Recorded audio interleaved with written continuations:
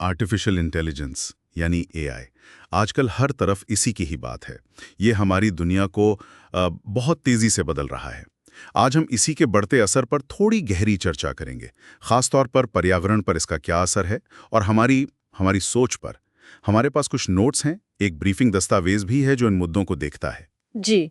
और देखिए, शुरू करने के लिए एक फैक्ट है जो थोड़ा चौंकाता है। क्या आपको पता है कि कुछ बड़े एआई मॉडल्स को ट्रेन करने में इतनी बिजली लगती है जितनी शायद सैकड़ों घर इस्तेमाल करते हैं? या एक छोटा शहर भी कह सकते हैं। हाँ, या एक छोटा शहर।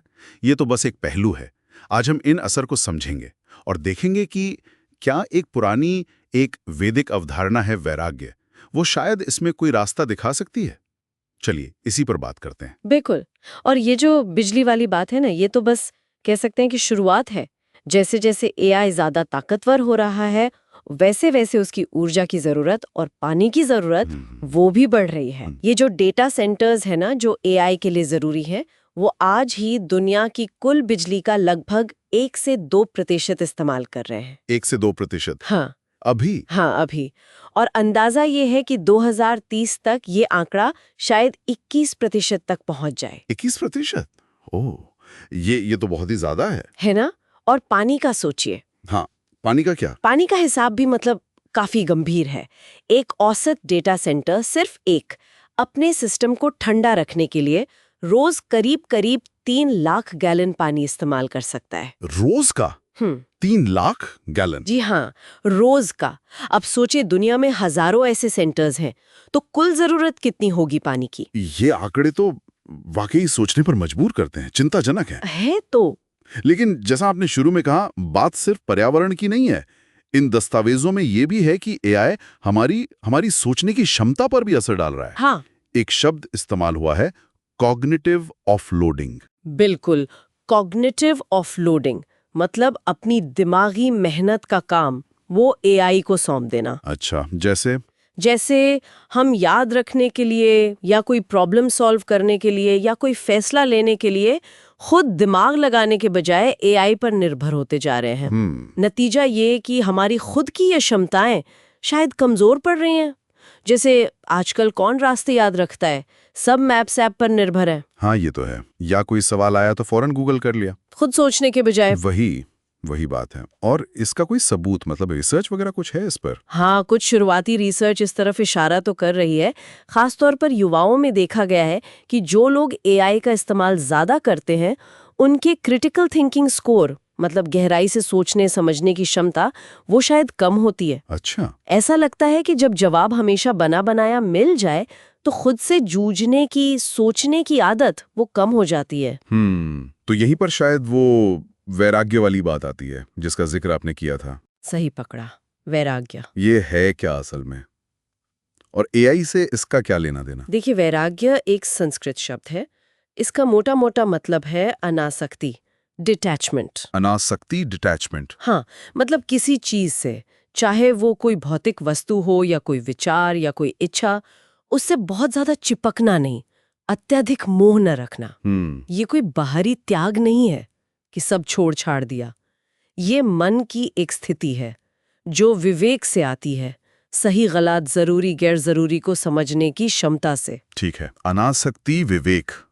लेकिन एआई के मामले में ये कैसे लागू होगा? ये थोड़ा मतलब आदर्शवादी सा नहीं लगता? खासकर एआई की दुनिया तो इतनी तेज है, मुनाफे पर चलती है। सवाल बहुत अच्छा है। और हाँ, एक तनाव तो है। वैराग्य सिखाता है कम में संतोष, जबकि एआई इंडस्ट्री अक्सर और ज्यादा और बड़ा और तेज पर ही टिकी है ना? बिल्कुल। लेकिन वैराग्य सिर्फ त्याग नहीं है, विवेक भी है। तो ये एआई बनाने वालों को, डेवलपर्स को, कंपनियों को एक तरह से प्रेरित कर सकता है कि वो सिर्फ टेक्नोलॉजिकल एडवांसमेंट या मुनाफे के पीछे ना भागें, बल्कि टिकाऊपन, नैतिकता, इन लक्ष्यों पर भी ध्यान दें। ये जो बड़ा ही बेहतर है वाली सोच है ना, उससे थोड़ी अनासक्ति। तो शायद इससे ऐसे एआई मॉडल बनाने पर जोर बढ़े जो ज्यादा कुशल हों, छोटे हों, पर्यावरण पर बोझ कम डालें। अच्छा। या ऐसी एआई एप्लीकेशंस बने जो वाकई इंसानी जरूरतें पूरी करें, ना कि सिर्फ हमारा ध्यान खींचकर हमें उलझाए रखें। ये तो हुई बनाने वालों की बात, और हम जैसे लोग जो एआई इस्तेमाल करते हैं, हमारे लिए वैराग्य का क्या मतलब है? हमारे लिए भी बहुत मतलब है। वैराग्य हमें एआई के साथ एक संतुलित रिश्ता बनाने में मदद कर सकता है। संतुलित रिश्ता कैसे? ये जो एक बेचैनी रहती है ना कि हर वक्त कनेक्टेड रहें, हर जानकारी तुरंत मिल जाए, हर चीज का जवाब फटाफट मिल जाए, हाँ, वो तो है, फोमो जिसे कहते हैं। हाँ। कुछ वैसा ही। तो इस बेचैनी से, इस तुरंत संतुष्टि की चाहत से थोड़ी अनासक्ति। हम एआई का इस्तेमाल करें, जरूर करें, लेकिन सोच समझ कर उसे एक टूल समझें, एक साधन, अपनी सोच का विकल्प नहीं। इससे हम अपनी जो मानसिक क्षमताएं हैं, यादाश्त है, क्रिटिकल थिंकिंग है, उनको बचाए रख सकते हैं, उनको इस्तेमाल में रख सकते हैं, एक तरह से दिमागी कसरत करते रहना। तो मतलब अगर मैं संक्षेप में कहूँ, एआई फायदेमंद तो बहुत है, अपार संभावना है इसमें, लेकिन इसकी कीमत भी है, पर्यावरण के लिहाज से भी और हमारे दिमाग के लिहाज से भी। बिल्कुल ही। ये बिजली पानी के आंकड़े और ये कॉग्निटिव ऑफलोडिंग वाली बात, ये सब काफी गंभीर हैं। हाँ, और देखिए तकनीकी हल तो ढूंढे जा रहे हैं और वो जरूरी भी हैं, जैसे बेहतर हार्डवेयर, रिन्यूएबल एनर्जी का इस्तेमाल, ये सब अपनी जगह ठीक है। लेकिन वैराग्य एक अलग, शायद ज्यादा गहरा नजरिया देता है। ये सिर्फ तकनीक बदलने की बात नहीं करता, ये हमारी सोच, हमारे नजरिए को बदलने की बात करता है।